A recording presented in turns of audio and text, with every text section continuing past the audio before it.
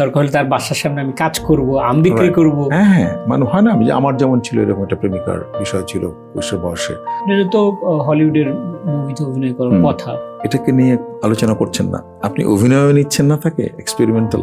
খুবই ছোট লোকের মতো চাইতাম সেটা যে হুমায়ুন ফরিদি খানের সঙ্গে। এটাই খুব দুঃখজনক একজন অভিনেতার জন্য।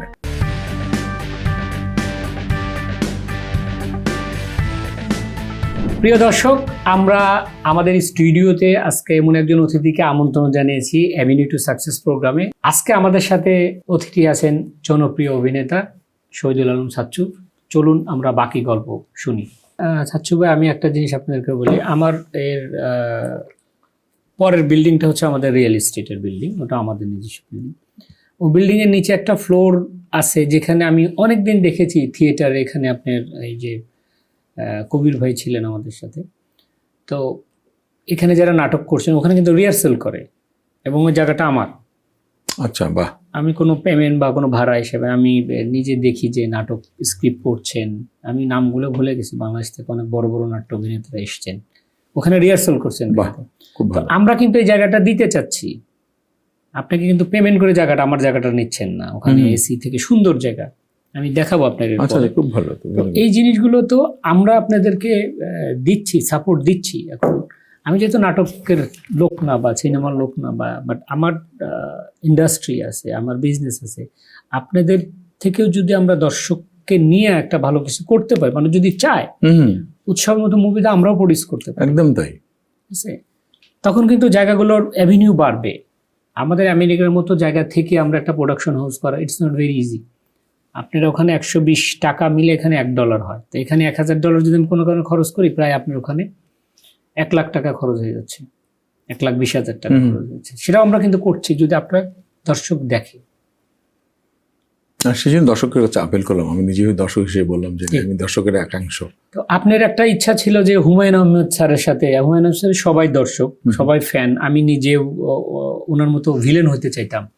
যে আমি যখন নাটক বা মুভি, আমি অনেকে কিন্তু বলি যে আমাকে প্রথমে ভিলেন হিসাবে আপনারা ট্রিট করেন। অনেকে রাস্তায় দেখা হলে যে নায়ক, বললাম না ভাই, আমি ভিলেন হতে চাই, নায়ক তো আপনারা।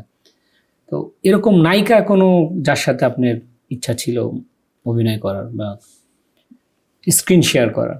না, আমি যাদের অভিনয় অনেক বেশি পছন্দ করি, যেমন ফেরদৌসী মজুমদার, সুবর্ণা মুস্তাফা।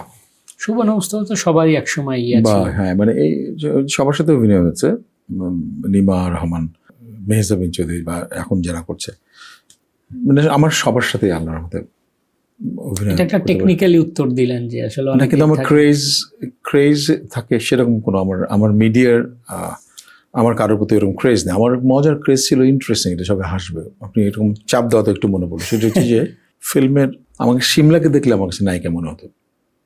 সিমলা তো অনেক উঁচু লম্বা একটা। হ্যাঁ, আমার খুব সুইট। সবাই ভাবে যে না, আমি যখন মৌসুমীর সাথে অভিনয় করতে গেছে, আমাকে অনেকবার আমাকে ডাবিং এর বিষয়ে টেকনিক্যালি মৌসুমী আমাকে শিখিয়েছে অনেক বিষয়। আর যে ছবিটার কথা হচ্ছিল, প্রথম ন্যাশনাল অ্যাওয়ার্ড পেলাম যেটাতে, সেইখানটাতে একটা আকাশে একটা সিকোয়েন্স ছিল যে আমি একদম একটা সময় ঝাঁপিয়ে পড়বো মৌসুমীর উপরে। তো এটা ছিল যে টান দিয়ে তার ব্লাউজ ছিঁড়তে হবে, তো আমি একটু পারছিলাম না, বিকজ আমি খুব ভালো সম্পর্ক আমাদের দুজনে। তো আমার খুবই নিজে হচ্ছিল। পরের বছর আচ্ছা ঠিক আছে, আমি সাচ্চুকে আমি ঠিক করে দিচ্ছি। নার্গিস আক্তার বললো ডিরেক্টরকে, আচ্ছা আমি এটা কেটে আবার এখানে সেলাই করে দেবেন, যাতে ওর ধরতে হবে না, ও শুধু একটু ব্যাক ক্যামেরা আসলে এটা এমনি ফেটে যাবে ব্লাউজ। তো এখন মৌসুমীর মতো মিষ্টি মেয়েকে, এশিয়ান বেস্ট মিষ্টি মেয়েদের নায়িকাদের মধ্যে একজন মৌসুমী, না কবরী আপার পরে পূর্ণিমায়রা। কিন্তু আমার ভালো লাগতো নায়িকা হিসেবে, আমার কাছে মনে হতো ইয়েস, আমার দেখলে হয়তো কিছু একটা অন্য বোধ হয়, নায়িকা লাগে, ক্রাশ, সেটা হচ্ছে সিমলা। সিমলার সাথে আমি তো একটা বা দুইটাতে অভিনয় করেছি। না, মৌসুমী আপার কথা যেহেতু আসলেন, উনি আপনাকে এইভাবে হেল্প করছেন। আমিও মৌসুমী আপার সাথে একটা ছোট্ট অভিনয় করার সুযোগ হয়েছিল, আমার মতো একজন অধমের বলতে পারেন। তো মৌসুমী আপা আমাকে হাতটা কিভাবে ধরতে হয় ওটা দেখিয়ে দিয়েছে। আকাশ, এখানে তোমাকে সাই হওয়ার কিছু নেই, লজ্জা পাওয়ার কিছু নেই, বিকজ তুমি অভিনয় করতেছো। She is my director also. তো তুমি ইজি আমার হাত ধরো, অসুবিধা নাই তো। আমার ওয়াইফও পাশে ছিল, তা আমার একটু আনইজি লাগতেছে। মৌসুমী আপাকে মানে মৌসুমী আপা সামনে দেখাটাই তো আমাদের জন্য একদম বিশাল তাই, একদম ইয়ে তাই। ছিল, তো ওনার সাথে স্ক্রিন শেয়ার করা, তো এটা একটা অন্যরকম ছিল যে কিন্তু উনি খুব সহজভাবে, খুব সহজ করে দেয়। খুব সহজ করছে, আকাশ তুমি এখানে দাঁড়াও, এইভাবে হাত ধরো, তাহলেই তুমি পারবা, এইভাবে করো, হয়ে যাবে, মনে করো যে আমি নাই। অনেকেই তো বলতো ডিরেক্টর যে না কি আকাশকে নতুন ছেলে দিছেন দেয়, উনি she is a very cooperative. ভীষণ কোঅপারেটিভ এবং খুবই, আপনি সেটা অনেক বহু অভিনেত্রীদেরকে জিজ্ঞেস করতে যাবেন। আমি কালকেও একটা দেখছিলাম যে শাহরিন নাজম জয়ের একটা ইন্টারভিউ দেখছিলাম, সেখানটা বলছে যে আমি ওর ছবি বাছাই করে দিয়েছিল, একটা নতুন মুখের সন্ধানে যাবে, সেটি মৌসুমী করে দিয়েছিল। মৌসুমীকে ওকে অনেক সাপোর্ট করতো, এফডিসিতে ঢুকতে দিত হচ্ছে মৌসুমীর নামে, জয়কে জানতামই না আমি।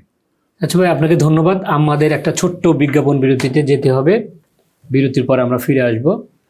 দর্শক, এতক্ষণ দেখছিলাম Asha home care presents avenue to success program. তো ছোট্ট একটা বিজ্ঞাপন বিরতিতে যেতে হচ্ছে, কোথাও যাবেন না, আমাদের সাথেই থাকুন।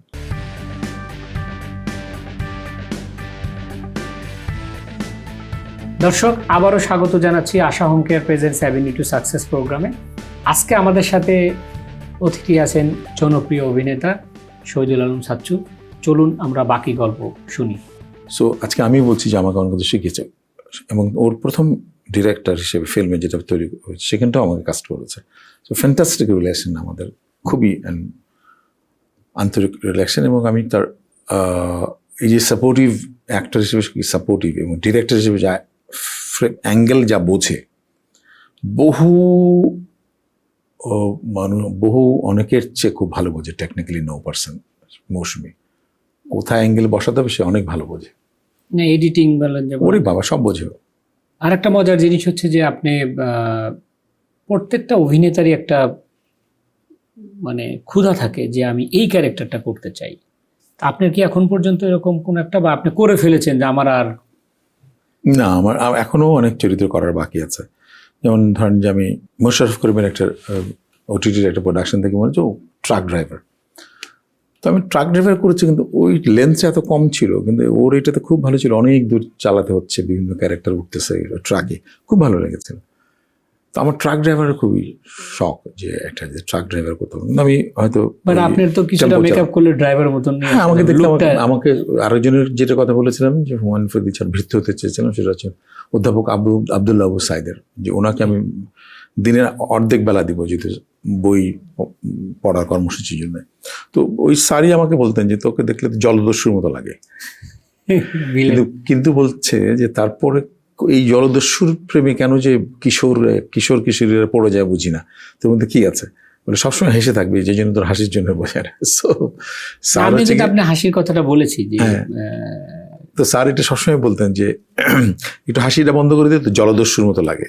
সো এটা খুবই ইন্টারেস্টিং আর কি। ওই স্যারকেও আমি আমার সময় দিতে চেয়েছিলাম। আমার খুব ভালো লাগছে যে আকাশ ভাই, আপনি তো নিজেই একজন সাংস্কৃতিক চর্চার একটা পৃষ্ঠপোষক, পাশাপাশি আপনি গণমাধ্যমে এসেছেন, এটা যাবে আপনাদের হাউসে এসে আমার খুব ভালো লাগলো যে আমার কিছু এক্স কলিগের সঙ্গে দেখা হলো।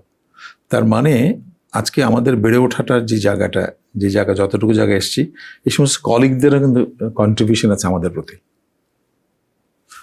সেরকম মানুষ দিলাম। তার মানে আমার কাছে মনে হচ্ছে যে আপনি একটু রাইট পারসন খোঁজার চেষ্টা করছেন বলে মনে হলো আমার কাছে। সো এই জন্য আপনাকে অনেক ধন্যবাদ, যে আসলে আপনার ইচ্ছাটা ভালো আছে। দোয়া করি যেন আপনার আসলে আরও বেশি যোগ্যতা দেন, ক্ষমতা দেন আল্লাহ অর্থনৈতিক, যেন আপনি সাপোর্ট করে যেতে পারেন। না অবশ্যই, এটাই অ্যাকচুয়ালি একজন মানুষের সবচেয়ে বড় চাওয়াটা, যেটাই হোক না কেন, সবচেয়ে বড় পাওয়াটা হচ্ছে যে আল্লাহ তাআলা যেন আপনাকে ভালো রাখেন। আমরা আল্লাহ বলি, হয়তো আর একটা ধর্মের ভগবান বলে, বা একটা ধর্মের যিশু, বাট সবকিছুর পরে একটা যেন আমি আকাশ রহমান কারো ক্ষতি না করি। এটা হচ্ছে সাকসেসের বড় স্টোরি, যে আপনি যেন না বলেন আমি আকাশের কাছে 10টা টাকা পাই, আকাশ আমার এটা ক্ষতি করছে, এইটা নিয়ে আপনি কোনো সাকসেস স্টোরি করতে পারবেন না। তা আমাদের চাওয়া যে আপনার যেন বলেন যে না আকাশ ভাই, আপনি যেটা করছেন ভালোর জন্য হয়েছে, বা আল্লাহ আপনাকে যেন মানুষ ভালো রাখে বা সুস্থ রাখে, আল্লাহ তাআলা যেন সুস্থ রাখে। তো আমাদের আপনার অনেকগুলো ক্ষুধা আছে যে এখনো অভিনয় করার, ট্রাক ড্রাইভার শুধু না, আরো আমরা চাই আরো অনেক হ্যাঁ নিশ্চয়ই। 2টা সাকসেসের একটা হচ্ছে আপনি বাবা হিসেবে, তো মেয়েগুলোকে আপনাকে মিস করে বা বলে যে বাবা আজকে তুমি অভিনয়ে যেও না, তুমি থাকো, আজকে আমার বার্থডে আছে? না, ওরা আমাকে কখনো এই বিষয়ে বাধা দেয় না।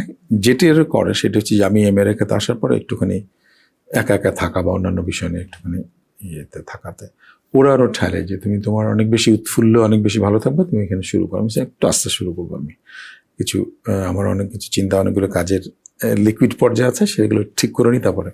সো ওরা আমার স্ত্রী এবং পরিবারের সবার বা আমার ভাই বোনদের মতো সবাই সাপোর্ট দেয়, এবং সন্তানরাও খুব সাপোর্ট দেয়। এটা কোন জিজ্ঞেস না।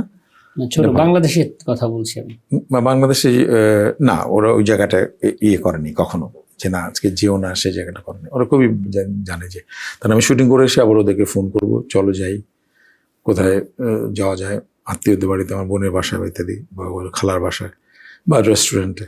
দর্শক, এতক্ষণ দেখছিলাম Asha home care presents avenue to success program. তো ছোট্ট একটা বিজ্ঞাপন বিরতিতে যেতে হচ্ছে, কোথাও যাবেন না, আমাদের সাথেই থাকবেন।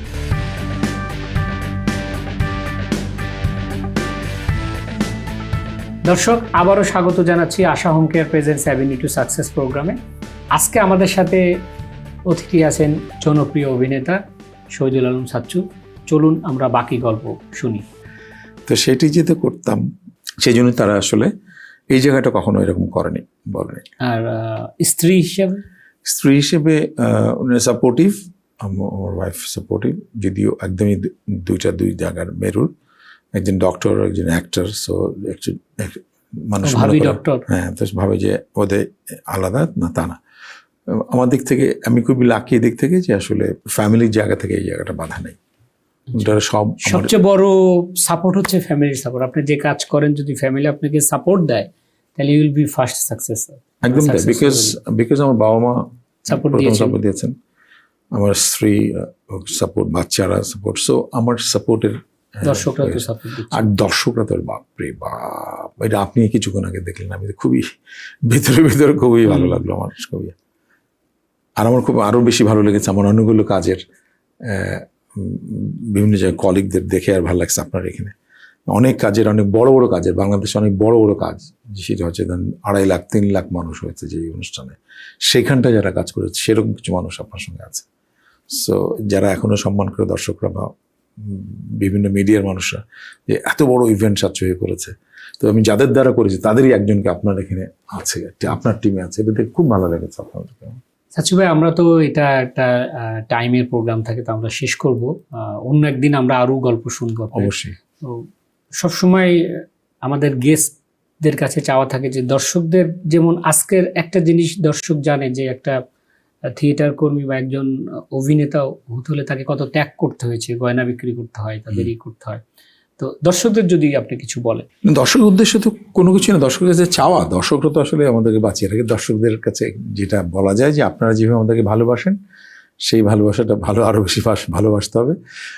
আর যে বিষয়টা দাঁড়ায় সেটা হচ্ছে যে আমার কাছে মনে হচ্ছে, সেটা হচ্ছে যে কিছু কিছু দর্শক শুধুমাত্র বিনোদনের জন্য আমাদের যেটি দরকার সেটি হচ্ছে যে আমাদের পাশে দাঁড়ানো, যে উদ্যোগগুলো নেওয়া হয়, সেটি ইউটিউব চ্যানেল হোক বা টেলিভিশন চ্যানেল হোক বা ওটিটি প্ল্যাটফর্ম হোক, যেটাই দেখবেন আপনারা দেখেন সবসময়, যদি একটুখানি আমাদের পাশে রুচির বিষয়টা নিয়ে যদি দেখেন যে আসলে আমার এই উদ্যোগটা বা আমাদের এই উদ্যোগটা বা কোনগুলো দেখা উচিত, কোনগুলো দেখা উচিত না, সেই জায়গাটা যদি একটু বাঁধ টানা যায়, তাহলে মনে হয় আমাদের যে ক্রাইসিসে আমরা পড়েছি আমরা, বিশেষ করে আমাদের দেশের, বাংলাদেশের, সেটা যে আমরা রুচির ক্রাইসিসে পড়েছে, সেইটি বোধহয় আমাদের ঠিক হয়ে যাবে। সো আমরা ভালো উদ্যোগকে, যে ইচ্ছা ভালো কিনা সেটি আমাদের যেমন দেখতে হবে, তেমনি করে যে আমাদের ইচ্ছা বা উদ্যোগটা যারা নিয়েছে সেরকম মানুষদের পাশে থাকাই ভালো আমার কাছে মনে হচ্ছে। সেরকম শিল্পীদের পাশে, সেরকম ডিরেক্টরদের পাশে, সেরকম প্রযোজকদের পাশে, সেরকম প্রোডাকশন হাউসের পাশে, সেরকম গানের পাশে,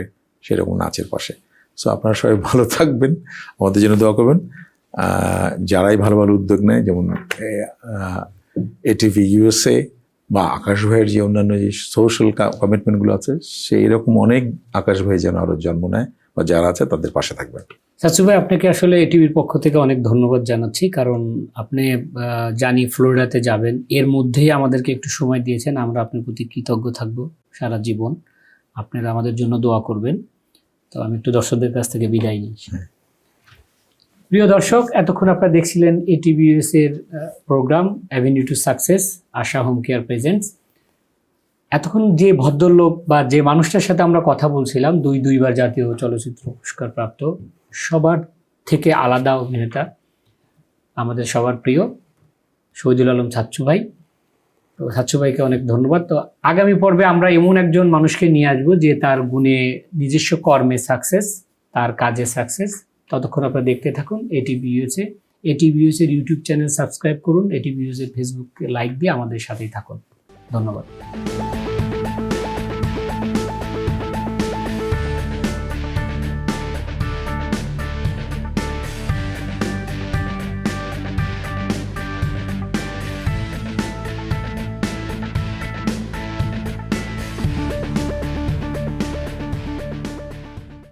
এটিভি ইউএসএ, বিশ্বজুড়ে বাঙালিয়ানা।